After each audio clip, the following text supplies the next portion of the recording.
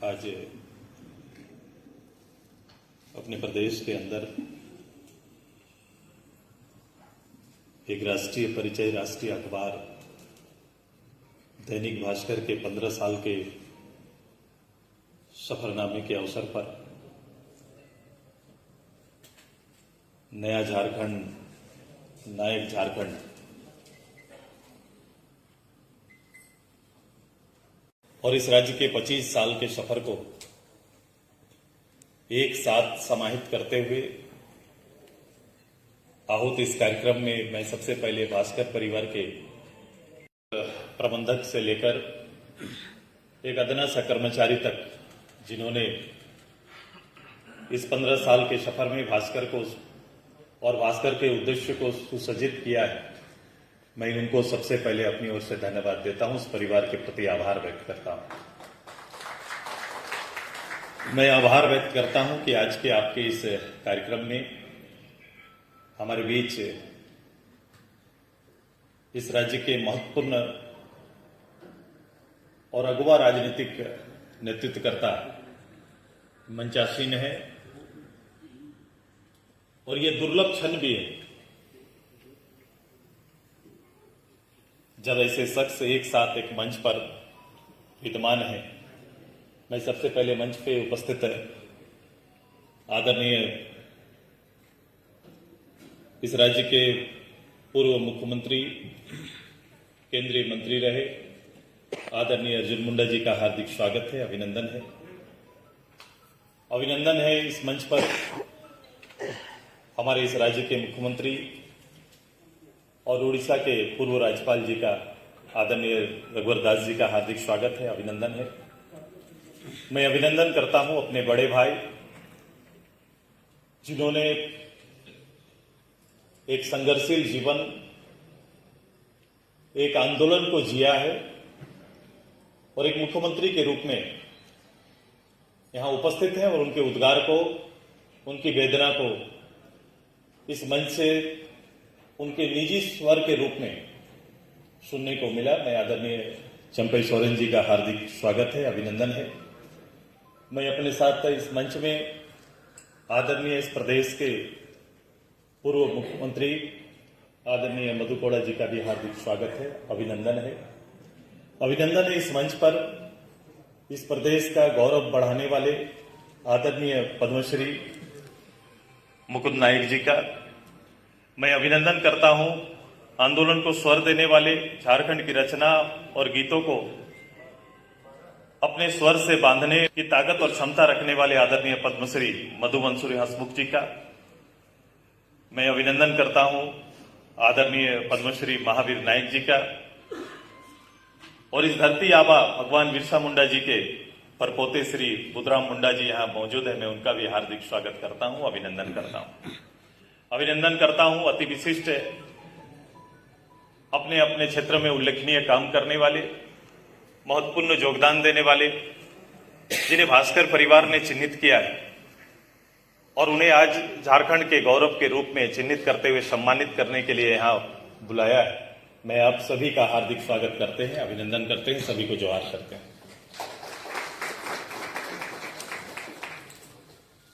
विषय जटिल है जिस पर अभी विचार और उद्गार आने हैं, लेकिन पहले भास्कर परिवार को, क्योंकि भास्कर का उदय इस प्रदेश में जब हुआ, देश में उदय 65 साल का सफर है उनका, लेकिन इस प्रदेश के उदय के जब उनका हुआ तब से व्यक्तिगत रूप से उस परिवार के साथ जुड़ा हूं और आज भी इस 15 साल के सफर में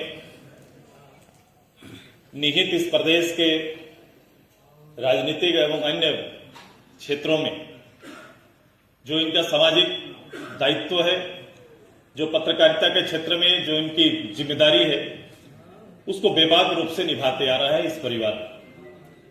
इस परिवार को मैं अलग से थोड़ा दो बात इसलिए कहना चाहता हूं कि इस अखबार ने एक नए संस्कृति को, एक नए व्यवहारिक कल्चर को डेवलप किया।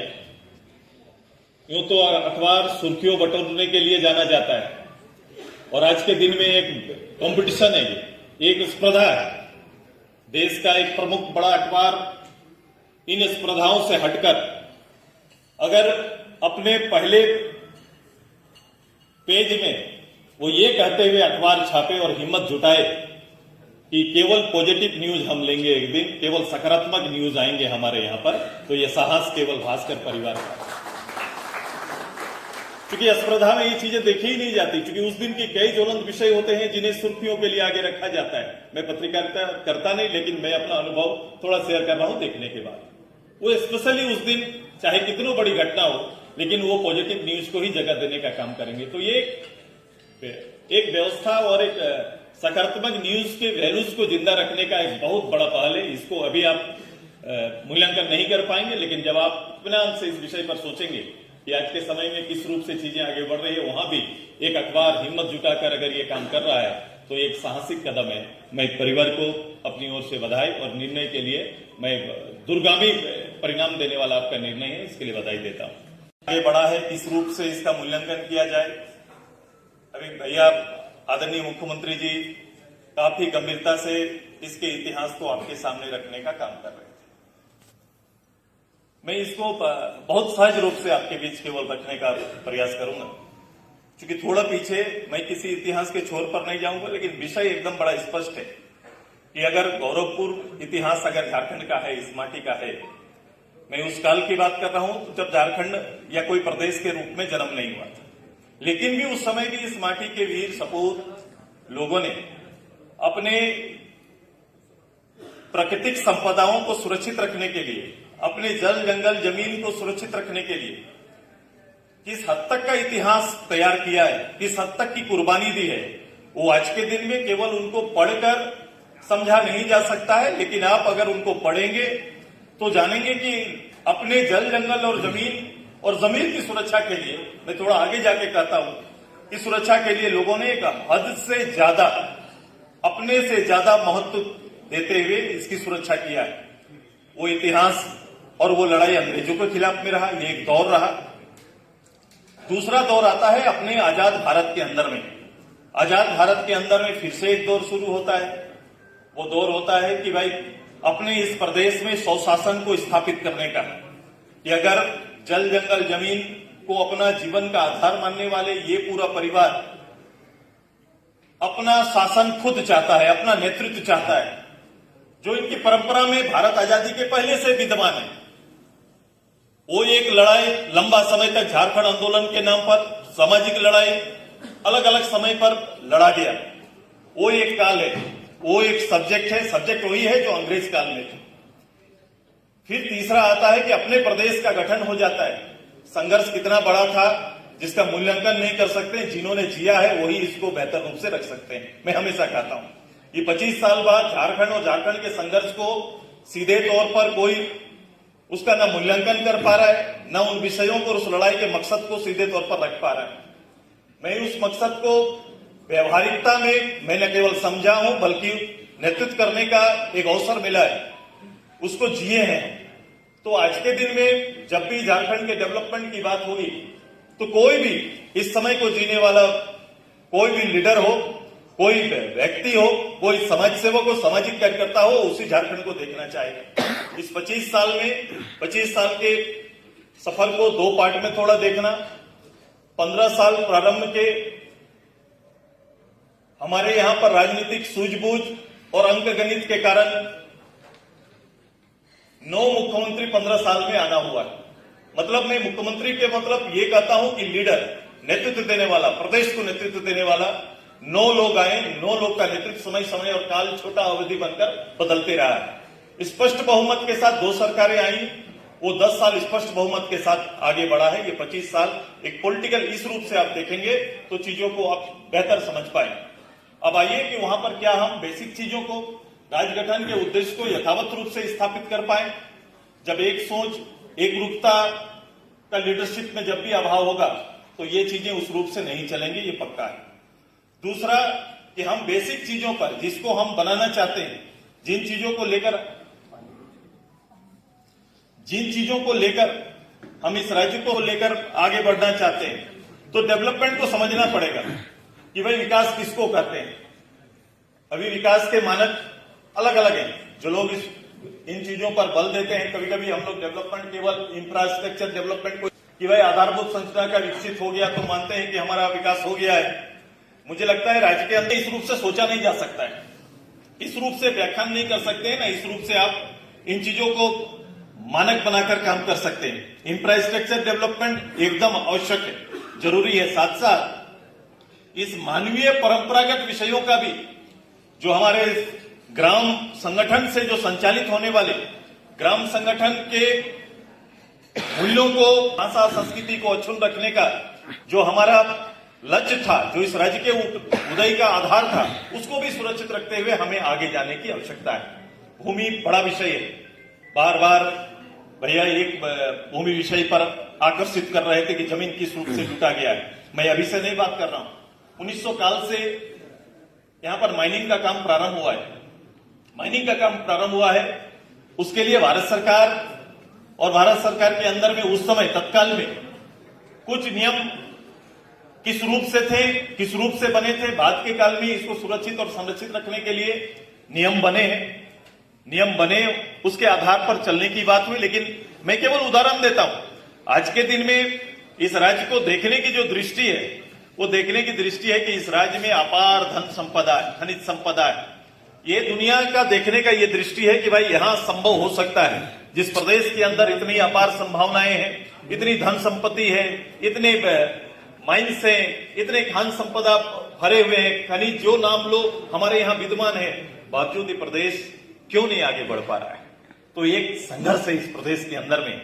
माइनिंग तो जमीन के अंदर में है, माइंस तो जमीन के अंदर में है, माइनिंग के काम के प्रावधान बने हुए हैं, लेकिन समय और काल के सब में लोगों ने इस कानून का व्याख्यान अलग अलग रूप से किया है। जहां पर ग्राम संगठन को एक जिम्मेदारी अपने धरती के ऊपर और अपने जमीन का न्याय करने के लिए दिया गया था, उसे औपचारिकता मात्र बना दिया गया है। और वही शासन करने वाले लोग और वही सरकार अपने ही लोगों के लिए, मैं विचित्र स्थिति होती है कि भाई मेरे पास एक जनमत तैयार करके देश चलाने की शक्ति है, जनमत तैयार करके राज्य चलाने की शक्ति है, फिर मेरा धर्ज कहां टूट जाता है? जब ग्राम सभा में हम बैठने की बात करते हैं, गांव के लोगों की इच्छा जानने की बात करते हैं, उनकी इच्छा के अनुसार चलने की बात करते हैं, तो वहां पर आ जाता है शासन और शासन के लोग आ जाते हैं और फिर वो अपने तरह से व्याख्यान शुरू करते हैं, जिसका अर्थ केवल जेल, जिसका अर्थ केवल केस और मुकदमा और अन्याय दिखाई देता है कि आप गलत कर रहे हैं, आपके साथ ये सरकार इस रूप से पेश आएगी। ये एक कैरेक्टर आज के दिन में बना हुआ है। इसीलिए हर जगह पर आज नहीं, जब से ये 25 साल से पूर्व से भी अगर कहीं पर माइनिंग का काम प्रारंभ हुआ है, वहां आसपास के ग्रामीणों के साथ जाके बैठिए, उस गांव वालों के साथ बैठिए जिनकी धरती पर ये चीजें खड़ी हुई है, वो आज भी ठके हुए महसूस करते हैं। उनको लगता है कि हमारे साथ अन्याय हुआ है, हमारी पीढ़ी के साथ अन्याय हुआ है और ये विवाद लगातार चलते आ रहा है। भूमि विवाद सबसे बड़ा चुनौती, राज्य के अंदर कोई भी बात आप करेंगे तो मैं कहूंगा सबसे बड़ी चुनौती जमीन का विवाद। क्योंकि जो भी चीजें यहां पर बनी है, स्थापित हुई है, केवल माइंस नहीं, अगर कोई दान भी दिए, कोई यूनिवर्सिटी के लिए दान दिया गया है, विद्यालय के लिए दान दिया गया है, तो आप देखेंगे कि आज के दिन में उसी पीढ़ी का नया जो उनका अगुवा है, वो उस पे अधिकार अपना जमा रहे हैं, बोल रहे हैं कि भाई ये दान तो दिए हैं, लेकिन ये आज भी ये मेरे पापा का ये जमीन, मेरे दादा का ये जमीन का खाता में मेरा ही नाम है। आप देखेंगे कि उनका नाम विद्यमान है, क्योंकि वो चले आ रहा है। कभी भी दान दिए हुए जमीन को राज्यपाल जी के जो आवेदन गया, वो कभी भी हटाया ही नहीं गया है आज तक। इसलिए ये चुनौती अभी तो छोटी है, आने वाले समय ये बड़ी चुनौती रहेगी। हर विद्यालय में उनका दिया हुआ जमीन आज भी उनके परिवार के नाम पर विद्यमान है और वो पीढ़ी समझ रहा है कि ये जमीन मेरा है और मैं क्यों जमीन दूं। ये स्थिति है, यहां जो भी स्टेब्लिश्ड है उसके ऊपर ये चीजें चलेंगी। क्या भूल हुआ है, कहां चूक हुई है, इसको थोड़ा अभी जैसे जैसे आप आगे बढ़ेंगे आप इसको देखते जाएंगे। हमारा कानून बना हुआ है, सीएनटी एसपीटी की भी बात की, हमारा कानून बना हुआ है कि भाई किस जमीन का क्या होना चाहिए, कौन कहां जमीन ले सकता है, नहीं ले सकता है। ये कानून है कहां? इस कानून का कब हम लोग रक्षा कर रहे हैं, कब हम इसको सुरक्षित रखने की बात कर रहे हैं? केवल चर्चाओं में, केवल मंचों में ये चीजें केवल चर्चा और मंच पे है। कभी भी इसके लिए कोई भी एग्जीक्यूटिव निर्णय या फिर केवल कोई शक्ति इस रूप से नहीं दी गई है जहां इसको विद्यमान रखा जा सके, इसको आगे बढ़ाया जा सके। ये एक भूल चल रहा है। जमीन का हस्तांतरण नहीं हुआ है। यहाँ पर अभी भी वंशावली चल रहा है, वंशावली चल रहा है। हम अभी कोई भी एक अदना सा आदमी जाते हैं, जाति आय प्रमाण पत्र की आवश्यकता पड़ती है, वो जाते हैं तो उनको आज भी उनको बताना पड़ता है वंशावली से ट्रांसफर ही नहीं हुआ है। बाप दादा का जमीन अभी भी उन्हीं के नाम पर है। खतियान खोजा जाता है और खोज के निकाला जाता है और ये साबित करना पड़ता है कि भाई फलना का पोता उसका बेटा उसका बेटा और उसका बेटा है, इसलिए इसको ये मिलना चाहिए बोल के। अब समझो हमारे जितने भी थाना, आज के दिन में सबसे ज्यादा विवाद इसी जमीन का है। थाना में सबसे ज्यादा विवाद किसी का जाता है तो जमीन का जाता है। और आज हमारे जितने भी अधिकारी हैं, चाहे वो अंचल का हो, चाहे जिला स्तर का अधिकारी हो, रेवेन्यू से जुड़ा हुआ हर मामला विवाद में फंसा हुआ है ये प्रदेश। डेवलपमेंट की बात हम लोग करेंगे, लेकिन जहां पूरी जनता, जमीन से जुड़ा हुआ हर परिवार अपने ही जमीन के लिए संघर्ष कर रहा है, तो हम डेवलपमेंट के किस मानक को आगे और भविष्य में स्थापित करेंगे, ये बड़ी चिंता का विषय है। मैं आगे इससे अलग जो सबसे बड़ा विषय है इस प्रदेश को लेकर, चूंकि वर्ल्ड वाइड देश के अंदर कभी भी कंपटीशन की बात होती है तो शिक्षा उसका मूल आधार है, हेल्थ उसका मूल आधार है। जिस प्रदेश ने भी और देश ने भी इन दो विषयों पर अपना नियंत्रण कर लिया, नियंत्रण करने का मतलब इनको फोकस किया, वहां पर काम प्रारंभ किया है, तो निश्चित रूप से वो प्रदेश आगे बढ़ा है और उसे इस मानक में रखा जाता है कि एक विकसित या प्रगतिशील राज्य या देश के मानक में अपने आप को समाहित करता है। हमने मूल पे ही आज के दिन में हमारी कमजोरी कितनी कि हमने शिक्षा जैसे विषय को, एक जमाना था 90 तक में कम से कम स्कूलिंग के लिए, स्कूली शिक्षा के लिए रांची को या इस राज्य के शैक्षणिक केंद्र के रूप में रांची और रांची के आसपास के विद्यालय काफी, यहां तक कि यूनिवर्सिटी भी, एक तो यूनिवर्सिटी हुआ करती थी लेकिन काफी उनका नाम, हमारा रैंक, अगर उस समय का रैंक निकाल के देखे तो हमारा जगह बनता था। आज के समय में रैंकिंग चल रहा है। हमारे विद्यालय की स्थिति क्या है, विद्यालयों की संख्या क्या है, विद्यालय में टीचर का अनुपात क्या है, आप इसको देख लीजिए। हम अपनी पीढ़ी के साथ अन्याय कर रहे हैं। अगर हमारा फोकस उस पर ध्यान नहीं है तो हम अन्याय कर रहे हैं। और हमें हमेशा इस बात की चिंता होनी चाहिए कि जिस प्रदेश में अपने विद्यालय में पढ़ने वाले बच्चों को और अपने भविष्य को, जिन्हें हम अपना भविष्य मानते हैं, उनको अगर प्राथमिकता में हम नहीं लेंगे तो हमारा भविष्य सही और आगे हम कोई कल्पना नहीं कर सकते। अगर उच्च शिक्षा की बात करें तो हमारे मानक पहले भी कुछ संस्थाएं हैं जो आज भी विद्यमान है। कोई नया यूनिवर्सिटी उस रूप से आया नहीं जिसको लेकर हम अपने छात्रों को रोक सके। आपके बच्चे कहां जाते हैं उच्च शिक्षा के लिए? हम कितने प्रतिशत बच्चों को, टैलेंटेड स्टूडेंट को अपने यूनिवर्सिटी में रोक पाते हैं, इसको देख लीजिए। 1% भी बच्चा नहीं रोकते। हर परिवार का बच्चा और माँ बाप का चिंता क्यों है? हम क्यों चाह रहे हैं कि मेरे बच्चे यहां नहीं वहां पढ़ेंगे? जो भी सक्षम है वो अपने बच्चों को हमेशा बाहर के विद्यालय में विश्वास कर रहे हैं, बाहर के महाविद्यालयों में विश्वास कर रहे हैं, टेक्निकल कॉलेज में विश्वास कर रहे हैं। और आप कंपेयर करो, पहले तो साउथ था, लोग मानते थे कि साउथ में जाएंगे, इंजीनियरिंग कॉलेज उधर है ज्यादा, वहां पढ़ाई अच्छा से हो जाएगा, मेरा बेटा वहां पढ़ लेगा। देश के अंदर की बात कर रहे हैं। लेकिन आप अपने बगल में उड़ीसा को अपने साथी मानिए, लगभग यही भौगोलिक स्थिति है और लगभग यही वहां की जनजातीय व्यवस्था भी है। बावजूद इसके उड़ीसा ने अपने यूनिवर्सिटी जो भी वहां के हैं, आज के सेकेंड अट्रैक्शन का केंद्र हमारा बना हुआ है और बच्चे उड़ीसा में जाके पढ़ना पसंद कर रहे हैं। हम अपने लोगों को अपनी पढ़ाई, अपने पूरा शिक्षा की जो प्रणाली हमारी है, इसको अगर हम बेहतर रूप से हम तैयार नहीं करेंगे, नहीं कर पा रहे हैं, तो ये हमारी चुनौती है। वही स्वास्थ्य में भी, स्वास्थ्य के विषय में भी यही है। मेडिकल कॉलेज में आप देख लो, मेडिकल कॉलेज की स्थिति क्या चल रही है, इसमें काम क्या हो रहा है और किस रूप से हम मान रहे हैं। हर लोग अब इलाज कराने से पहले भयभीत हो जाते हैं। लोग कहते हैं कि क्रॉस चेक करो, क्रॉस चेक करो, किसी डॉक्टर से एक दिखाएं लेकिन क्रॉस चेक करना पड़ेगा, क्रॉस चेक करो, पता नहीं कहीं ये तो आयुष्मान आ गया तो जीवन सहज हो गया। सरकार ने बड़ा अच्छा कदम उठाया है, राज्य सरकार ने भी ऐसा उठाया कि जीवन सहज करेंगे, फंड हम आपको देंगे। लेकिन हमारे पास मूल्यांकन करने का समय नहीं होता है कि जितना फंड हम दे रहे हैं एक मरीज के लिए, क्या वो उसकी आवश्यकता, उसका मूल्यांकन, हम क्या उतना सेवा दे पा रहे हैं? ट्रीटमेंट का यही रेट है क्या? इतना ही खर्च होना चाहिए क्या? ये कभी भी हम लोग मूल्यांकन नहीं कर पाते हैं। और केवल वो कार्ड का खर्चा हो रहा है, कार्ड का खर्चा निकलते जा रहा है, मरीज ठीक हो कि नहीं इसकी चिंता नहीं है। एक स्वस्थ झारखंड का निर्माण, एक शिक्षित झारखंड का निर्माण, ये बहुत आवश्यक है। ये मानदंडों पर खड़ा होना पड़ेगा। 25 साल का सफर मैं नहीं कहता कि बहुत खराब रहा, लेकिन झारखंड जैसे प्रदेश के लिए जो होना चाहिए, जो करना चाहिए, जो जिस लाइन में जाना चाहिए, एक कभी एकरूपता रही नहीं। सरकारें बदली हैं, सरकार बदलते बदलते सरकार की प्राथमिकताएं बदल गई है। अगर कुछ सरकार की कुछ प्राथमिकताएं थी, जिसने सरकार ने काम प्रारंभ किया, नई सरकार आई, उनकी प्राथमिकताएं बदल गई। तो जितना भी चेंज आया, जितना भी बदलाव आया, कभी भी एक पर नहीं चला। एक चीज आप मान के चलो, प्रधानमंत्री सड़क योजना में उदाहरण दे रहा हूं, भारत के अंदर पहली बार ग्रामीण परिवेश को और सुदृढ़ करने के लिए, इंफ्रा को बेहतर करने के लिए प्रधानमंत्री सड़क योजना अटल जी ने प्रारंभ किया।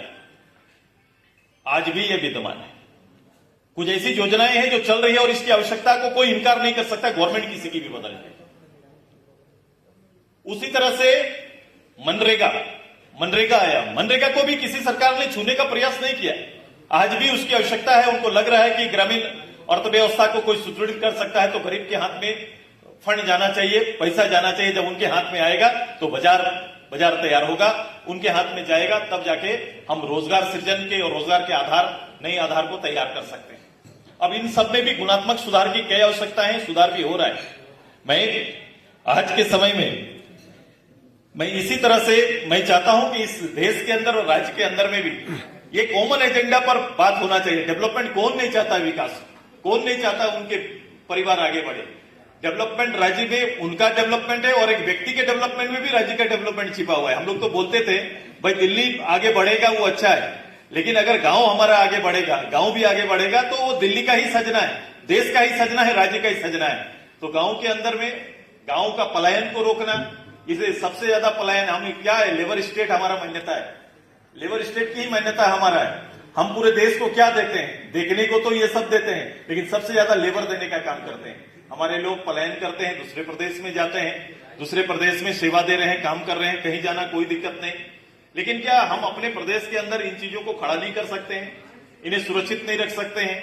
ये आज के दिन में चैलेंज है। ये चैलेंज आपका नहीं, ये राजनीतिक चैलेंज है। क्योंकि मैंने कहा कि मंच आज बहुत मजबूत मंच है। इस मंच में बैठे लोग केवल इस बात को, मैं एक राजनीतिक कार्यकर्ता हूं, राजनीतिक दल के एक विचार से चलता हूं, लेकिन बड़ा मेरा राज्य मेरी प्राथमिकता है और मैं हमेशा उस प्राथमिकता पर बल देता हूं कि इसको सजाने के लिए यहाँ के लोगों की भावनात्मक रूप से चीजों को साथ में समेटते हुए यहाँ के राज्य के गठन, जल जंगल जमीन जिसकी बात करते हैं, बोलो आज तीनों चीजें लूटे जा रहे हैं। मैं कल आ रहा था, कल मैं चाईबासा से आपके जमशेदपुर आ रहा था, तो एक हाथा के बाद एक रेल क्रॉसिंग आई।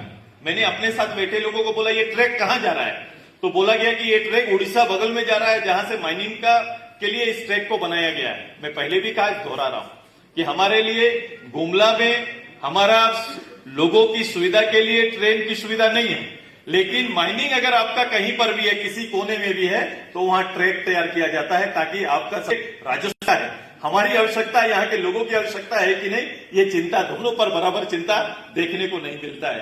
परिवहन के नाम पर आप माल निकालना, ये काम पहले से चल रहा है। आप फोकस करो कि दुनिया आपको कहां ले जा रही है, क्या देख रहे हैं वो लोग। क्या बिना जल जंगल जमीन को उजाड़े हुए डेवलपमेंट नहीं हो सकता है क्या?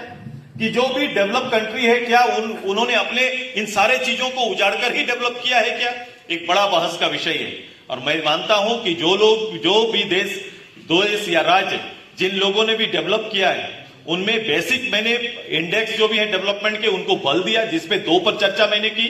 और दूसरा, अपने प्राकृतिक संसाधनों की सुरक्षा रखने का भी उन्होंने काम किया है। अपनी चीजों को सुरक्षित रखते हुए भी हम आगे जा सकते हैं, हमारा राज्य आगे जा सकता है। इस पर बैठ के देश के गौरव, देश के लीडर, अपने प्रदेश के लीडर को सोचना पड़ेगा। शासन में बैठकर या नेतृत्व करने का एकमात्र अवसर नहीं है। मैं तो ये भी कहता हूं कि चुनने से पहले हम लोग इस बात का विचार प्रदेश के अंदर नहीं होता है। प्रदेश के मतदाताओं को फिर से विचार करना पड़ेगा कि योग्यता का चयन होना चाहिए।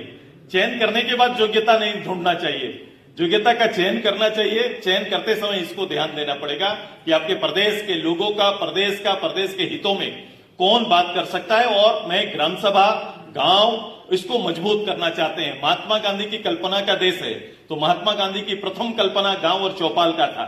जब चौपाल मजबूत होगा, गांव के स्वर को सुना जाएगा, निश्चित रूप से प्रदेश और प्रदेश का लोकतंत्र मजबूत होगा। मैं इस विश्वास के साथ मैं आगे क्योंकि मैंने कहा था कि इस विषय में बहुत लोगों को बोलना भी है, चीजें बहुत लंबी है, बहुत गाढ़ी है, बहुत विचार इसमें आना है, लेकिन प्रदेश की संभावनाओं को हम अंत नहीं करते।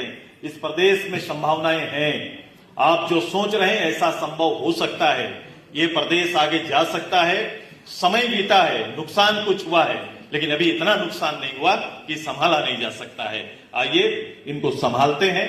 ये दायित्व एक पॉलिटिकल एम में आगे काम करने वाले हम सब का और सामाजिक जीवन जीने वाले उत्कृष्ट काम करने वाले लोगों को भी अपना स्वर देना पड़ेगा। जब हम स्वर, बात और चीजों को नहीं रखेंगे, अपनी बात और उद्गार को नहीं रखेंगे, मैं आज जिस जगह पर हूं, जिसने प्लेटफॉर्म दिया है, मुझे लग रहा है कि इस प्रदेश को संवारने में एक बड़ी भूमिका हमारा इस तरह के स्ट्रक्चर का है।